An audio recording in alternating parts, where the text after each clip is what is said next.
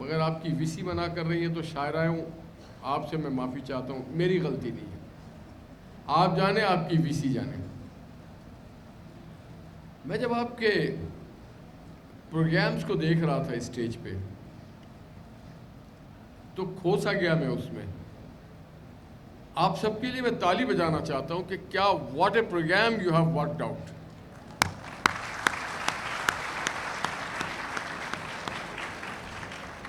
مجھے فخر ہونے لگا ہے آپ کو دیکھ دیکھ کے، آپ کے پروگرام کو دیکھ دیکھ کے۔ ایک آخری جو اس میں کلپ تھا، بچہ پوچھتا ہے کہ بابا کیا ہم جیت گئے؟ تو واقعی ہم آپ سے پوچھنا چاہتے ہیں، کیا ہم جیت گئے؟ اس لائن والوں کو یقین نہیں، کیا ہم جیت گئے؟ اور لڑکیاں آج میرے خیال سے ناشتہ نہیں کر کے آئی، کیا ہم جیت گئے؟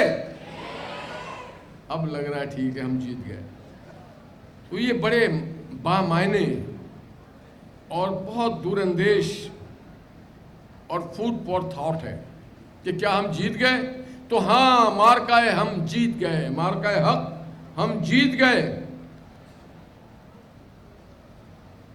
اور اس جیت میں سائنس، انجینئرنگ اور ٹیکنالوجی کا بھی بڑا ہاتھ رہا ہے۔ مجھے تو نہیں معلوم، میں تو آرٹس کا اسٹوڈنٹ رہا ہوں، پیشے سے وکیل ہوں، مگر اتنا سمجھ میں مجھے آ گیا کہ داؤد کالج کے بھی بچے ضرور ہوں گے۔ ڈاکٹر سمرین سے میں پوچھنا چاہتا ہوں کہ آپ کے بچے تھے اس میں؟ یہ بتا رہی ہیں کہ 2 یہاں کے بھی ہونہار طالب علم تھے اس مارکہ حق میں، جنہوں نے حق ادا کر دیا۔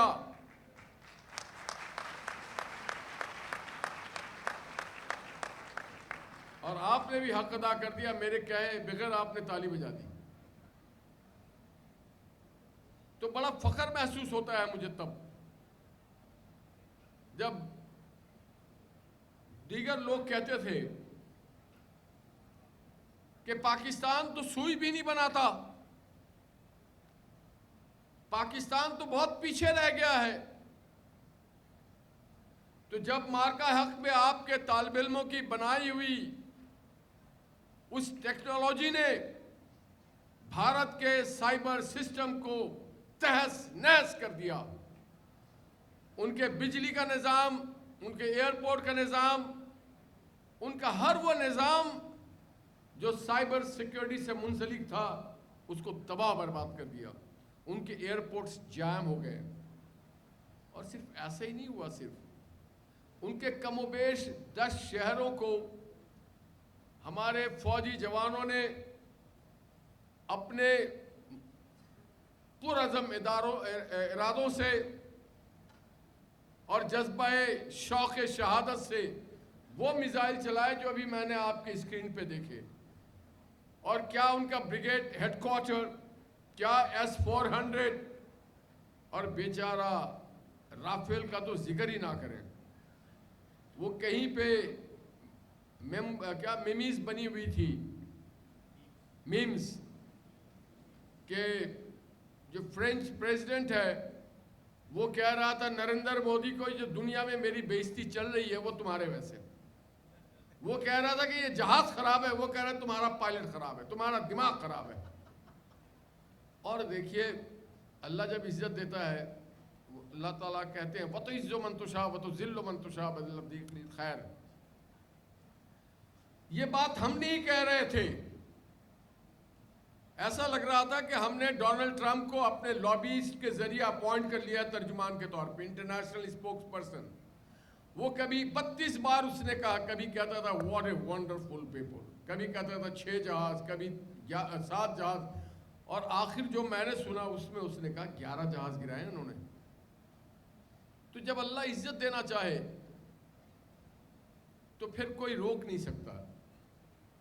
اور جب رہنمائی آپ قرآن سے لیں، اگر آپ سائنس کے اسٹوڈنٹس ہیں، ٹیکنالوجی کے اسٹوڈنٹ ہیں،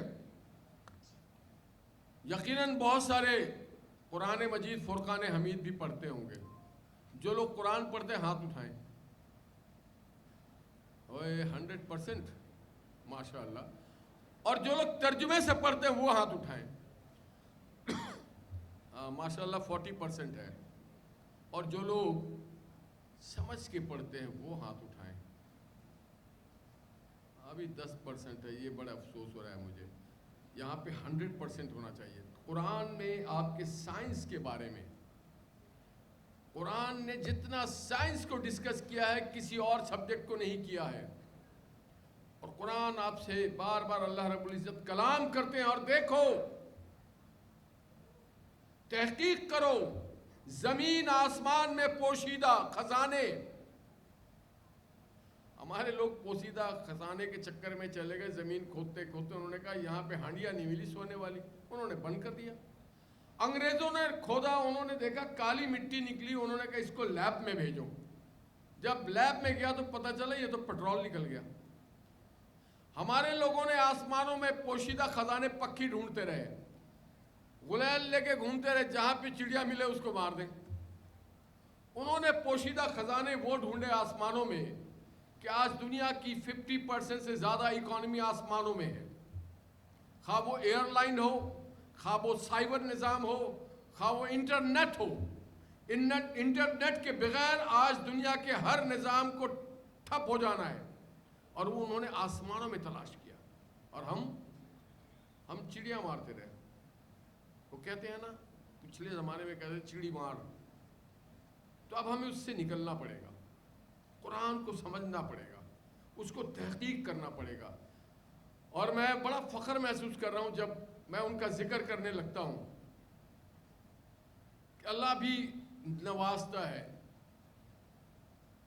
جب سالار پاکستان فیلڈ مارشل عاصم منیر نے اللہ سے مدد مانگی تو اللہ ہی ذہن میں ڈالا، اللہ ہی نے، اور چونکہ وہ حافظ قرآن ہے تو انہوں نے ایک لفظ دیکھا، بنیان المرصوص، اور تم سیسا پلائی ہوئی دیوار کی طرح بن جاؤ، اور پھر اس مارکے کا بھی نام رکھا بنیان المرصوص۔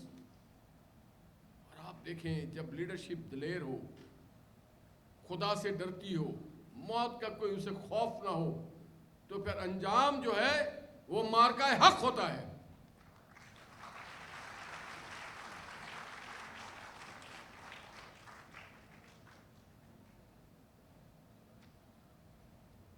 یاد رکھیے گا، انسان اور جانور میں کیا فرق ہے۔ اللہ نے ہمیں اور تمام چرند پرند کو بھی جاندار بنایا ہے، مگر ہمیں اشرف المخلوقات بنایا ہے۔ اس کی وجہ یہ ہے کہ ہمیں وہ ساری اللہ نے چیزیں عطا فرما دی ہیں جو اللہ دینا چاہتا تھا ہمیں۔ تو ہم اشرف المخلوق ہیں، اور ہمیں رہنمائی کس سے لینی چاہیے؟ جس نے بنایا، الرحمن علم القرآن۔ اللہ تعالیٰ اس سورہ رحمان میں بیان کر رہے ہیں قرآن کے بارے میں، انسان کے بارے میں۔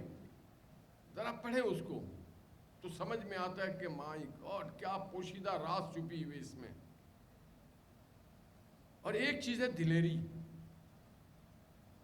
جن قوموں میں دلیر لیڈر پیدا ہوتے ہیں ان قوموں کو زیادہ قیمت نہیں دینی پڑتی ہے، دلیر لیڈر قیمت ادا کرتا ہے۔ میں آج کی ایک مثال دوں، حالانکہ آؤٹ آف کانٹیکسٹ ہے یہ بات، کہ آج دنیا میں ایک جنگ چھڑی ہوئی ہے۔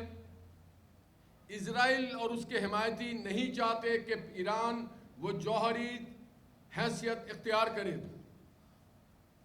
اور وہ کہتے ہیں یہ جو یورینیم ہے اس کی ایک خاص لیول تک ایران جائے، اس سے نیچے رہے۔ بلکہ ایران بار بار کہہ رہا ہے کہ ہم اسے پرامن مقاصد کے لیے استعمال کرنا چاہتے ہیں، مگر اس تک بھی وہ راضی نہیں ہے۔ اور متعصبانہ رویہ رکھنے والے مغرب کے لوگ چاہتے ہیں کہ اسے تہہ تیغ کر دیا جائے، اور آج بارود کا ڈھیر بنا دیا گیا پورے مڈل ایسٹ کو۔ آج غزہ والے بھی اس کی قیمت ادا کر رہے ہیں، آج عراق والے بھی کر رہے ہیں، کل لیبیا والوں نے بھی کیا، سیریا والوں نے کیا۔ کیوں؟ کہ وہ نہیں چاہتے کہ جوہری قوت بنے۔ سلام پیش کرتا ہوں میں پاکستان کی ان لیڈرشپ کو, ان قیادت کو معلوم تھا ذوالفقار علی بھٹو کو کہ آج میں جو معاہدہ کر رہا ہوں جوہری طاقت بننے کا, اس کی قیمت ادا کرنی پڑے گی. گو کہ ان کی زندگی میں یہ کام شروع نہیں ہوا تھا, انہوں نے معاہدہ کر کے زمین کا تعین کر لیا, کہاں بنے گا, لیب کیسا ہوگا, قدیر خان کو بلا لیا. مگر اس کے بعد بھی لیڈرشپ یہ کام کرتی رہی, اور جب 74 میں بھارت نے دھماکے کیے تو ہم نے فیصلہ کیا کہ ہم نے بھی اب دھماکہ کرنا ہے. اور الحمدللہ جب 1998 میں جب معین الدین حیدر صاحب گورنر سندھ تھے, مجھے یاد ہے اس وقت جو بھارت کے 5 دھماکے تھے, اس کے بدلے پاکستان نے 6 دھماکے کیے, کیونکہ اس وقت کی بھی لیڈرشپ محمد نواز شریف, اسے پتا تھا نواز شریف کو کہ مجھے قیمت ادا کرنی ہے. بھٹو نے جان دے کے قیمت ادا کی, نواز شریف نے جلاوطنی کے ساتھ ادا کی. آج آپ کا ملک محفوظ ہے. آج کوئی پاکستان کو میلی آنکھ سے دیکھنا تو دور کی بات ہے. جو بھارت ہے یہ بیچارے تھوڑے کھسکے ہوئے ہیں, یہ انتہا پسند لوگ ہیں, بالکل کھسکے ہوئے ہیں. ان کے چند ایک لیڈر کے علاوہ جو بھی آتا ہے وہ عجیب و غریب حرکتیں کر کے جاتا ہے. اور یہ جو ابھی آیا ہوا ہے جو شائننگ انڈیا کی باتیں کرتا ہے, اور جب اسرائیل جاتا ہے, آپ لوگ سوچیں اتنا بڑا ہندوستان اور اس کے اندر چھوٹا سا ایک اسرائیل کو دیکھے تو وہ کہتا ہے فادر لینڈ. فادر نہیں کہتا ہے, فادر لینڈ.